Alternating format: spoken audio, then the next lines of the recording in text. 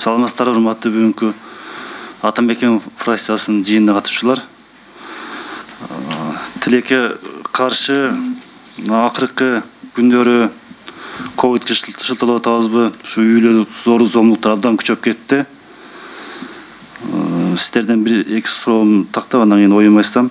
Статистика боюнча Алмаз Кыдырмаевич айтасызбы? 2018-19 мына 6 ай өттү. Ушу жылдын жарым жылына статистика боюнча кандай көрсөткүчтөр бар? Суицид боюнча да, анан үйлө зор зомдук боюнча. 2020 жылдын 5 айдын ичинде үйлө зомдук фактылары катталганы 3911. Былтыр ошол көрсөткүч 3199 фактылар болгон. Ошол менен эле айырмасы 18,10% өскөн. 2018 барбы станды? 2018 бар, 2018 болсо, бирок жылдыгында ооба, бир жылдык. 7178, 2019-чу 8159. Бул 12 айдык. А бирок мен азыр башында айткан данныйлар бул 5 айдын ичинде. 3910. Эки эсе өсүптүр да, мындай айтканда. Жок, эми бул 5 айдык. 5 айдык. Бул 2018-2019 бул жалпысынан 12 айдык. Бир жылдык. Суицидтер боюнча эми суицидтер биздин жашөөрүндөр арасындагы суицидтер данныйлар бар. Ошо 2019 жылдын 5 айдын ичинде 32 факт болгон. Быйыл тилекке каршы ошондой эле учурда 41 факт катталган. Ошол менен эле 28,7%га көтөрүлгөн.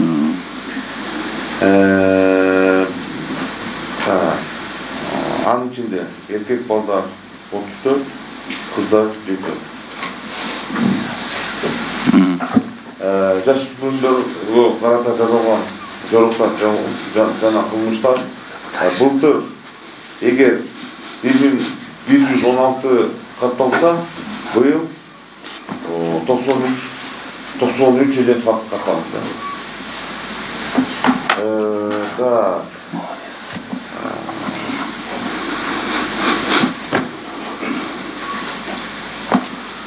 Жашөөрүндөр тарабынан жасалган кылмыштардын ошондой эле төмөнгө түшкөн да.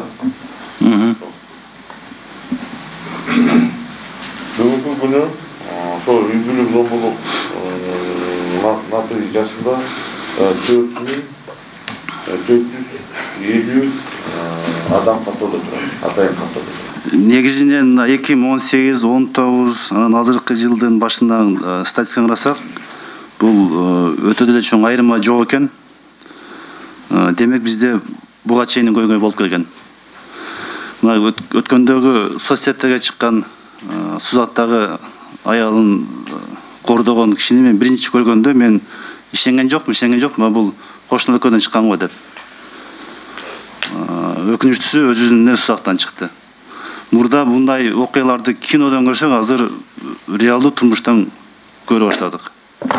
Мына бул жалпы эле Кыргызстандын имиджине, инвестициялык климатка, туризмге, баарыбыздын Кыргызстанда жашаган өзүбүздүн аброюбузга абдан мындай минус болуп атат да. Баарыбыздын эле ошо кошуналарда, өлкөлөрдө тааныштарыбыз бар, ошондой эле Казакстанда, Өзбекстанда, Россияда. Алар ушундай оор зомдуктарды көрүп, бизге башкача көз карашын карап атат да. Кыргыздар ушундай сыңарбы дегендей. Ошондуктан буну комплекстүү биз подход кылыш керек. Комплекстүү буну күрөшүш керек. Бир эле министерствону, бир эле же МВДны, же соцразвитияны күнөөлөбөй, бул же ковидке шылталабай, бул уже ковид ачып койду да, ачыктап койду. Ушу биздин азыркы жашообуздун кандай абалы экенин ачыктап койду. Ошондуктан биз чогуу күрөшүш керек. Мына бизде Кыргызстанда канча кризисный центр бар? Кыргызстан боюнча бардыгы 15 кризистик центр бар. 14 мурда биздин госзаказ алган боюнча иштеп атышкан. 15-чи акыркы бирөөсүн ушу ЧП убагында ачтык. Себеби карантин убагында зордук зомбулук күчөп кетти. Бизге ушу эме телефондорго келе баштады. Көбүнчө ички иштер кызматкерлери барганда зордук зомбулук болгондо айымдар бара турган жери жок экенин айтат да, ата энесине барса деле кайра эле кошуп коет да ата энесичи. Анан каяка барса деле кайта алып келип алып эки эсе сабашат да күйөөлөрүчү. Андан дагы көп кордук көрөт. Анан эгерде муну кама тийсе, ал жактан азыркы ушу кылган эмеси ушу болсо түрмөдөн келгенден кийин мени таптакыр өлтүрүп коет да, психологически аябай коркутат да, корккон аялдар анан жашай беришет да. Анан ошон үчүн кризистик борборлор аябай керек бизге бүгүнкү күнү. Ал жакта биз мына азыр бизде ошондой аябай оор кризистик абалда турган ошо акыркы 15-чи ачкан кризистик борбордо 4 аял бар да. Кайра кошууга такыр эле мүмкүн эмес да күйөөлөр менен жашаганга. Бирок алар дагы калбайт да, ошо аларданчы ошондой коопсуз болуп атат. Анан көбүнчө байкасак үй бүлөдө кыздар төрөлгөн үй бүлөлөрдө ошондой көп болот экен да. Эркек баласы бар үй бүлөлөрдө эркек киши андай эмес да.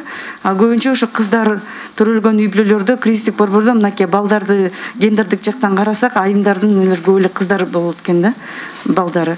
Бул эркек адамдардын аял адамдарды такыр эле сыйлабагандык алып келет да. Мына адам катары көрбөгөн адамдар бар да, аял затынчы ошондой нукура эгерде түбүн карасак. Ушул акыркы ачылган кризистик центрде эме башынан аягына чейин кризистик карантин убагында 18 адам реабилитация өттү. Азыр 6 айым 10 бала бар. Азыр мамлекет тарабынан каржыланбаган канча кризис центр бар? Жеке же бир дагы кризистик борбор мамлекеттик тарабынан каржыланбайт. Бардыгы ушул биздин партнерлор, донорлор менен жана каржыланат госзаказдын негизинде. Мындай түпкү уставы менен мамлекеттик болуп эсептелген кризистик борбор жок. Бизден алган госзаказды мына убактылуу алышат, 1 жылга, 3 жылга алып ошо негизинде иш жүргүзүшөт да. Так мындай мамлекеттик болгон жок. Анан бизге тапшырма берилген, Минэконом менен иштеп чыктык, госчарственный партнерство менен кризистик борборлорду ушу Бишкектеги чоң сезим, Оштогу ак жүрөктү өткөрүү боюнча. Эки кризистиктен борбор көп жылдан бери аябай жакшы иш алып барышат. Анан алар соцпартнерстводо кеминде 3 жыл керек экен, өзү госчарственный партнерстводо. Анан 3 жыл мамлекет менен чогуу иштегенден кийин бардык мүлкүн мамлекетке өткөрүп бериш керек экен. Бирок эки кризистик борбордун тең отказ беришти да, өткөрүп бербейбиз деп. Азыр ошондуктан мамлекеттен мындай мамлекеттик болуп ачкан кризистик борбор жок. Только госзаказдын гана алкагында убактылуу иштешет. Бул биз көйгөйдү биз чогуу биригип түбүнөн дарылаганга аракеттениш керек. Биз окуя болгондон кийин же өрт чыккандан кийин баса калып аны камап канча ага мамлекет расход келтирип камагандан кийин 5 жыл ага баккан кеткен каражат караганда биз алдын ала ошо менен күрөшсөк, бизге ошол натыйжасы 100 эсе көп берет. Ошондуктан жергиликтүү айыл өкмөттөрү жергиликтүү бийликтерге сөзсүз бир штат ачып, аларга тапшырма берип, мамлекет өзү каражат бөлүп берип, ошо менен күрөш керек. Ал айыл өкмөттөрдө сотрудниктер бар экен, иштегендер, айлыгы 5-6 миң сом. 5-6 миң сом алган кызматчы кантип анан бир үйлөгө барып мындай үйрөтөт, тигине жаша мындайша деп. Бул такыр түрүнөн туура эмес. Ошондуктан сиздерден бир мамлекеттик программа кабыл алып, жалпы жогорку кеңеш биз жылда айтабыз колдоп келгенбиз. Ошондон бир комплекстүү иш кылып алсак, бул көйгөй жылдан жылда убакыт өткөн сайын күчөп, оорлошуп кетип баратат. Бул ковид бул шылтоо эле. Бул баарыбыздын бетибиздин ачып койду.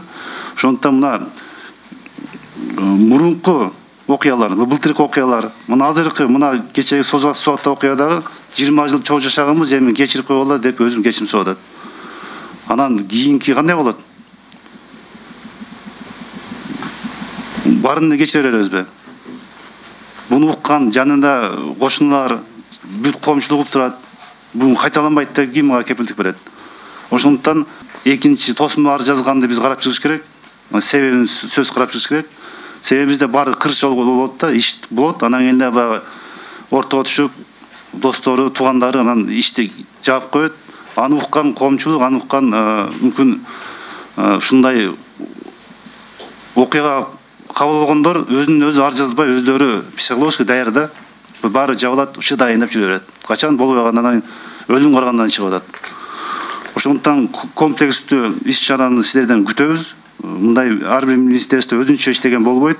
Буну жеринен айыл жергиликтүү бийлик органдарынан башташ керек. Анан биз бүткөндөн кийин ишти ачып, соттоп, анан камаганга кеткен расходду биз башынан баштасак, бизге эффективдүү 10 эсе көп берет. Ошондуктан каражат жагында өкмөт карап чыгыш керек, МИФИн. Себеби азыр көбүрөөк каражат кетирсек, кийин ошол 2 эсе, 3 эсе, 10 эсе пайдасын берет деп эстейм. Ошондуктан бул эми коомчулукта чыккан азыркы көйгөй кечээде мыйзам жөнүндө талкууладык. Ошондуктан барыңыздарды чакырат элем, бир комплекстүү иш алып барсак, бул өзүнүн натыйжасын бербейт. Ошо көңүл бурсак.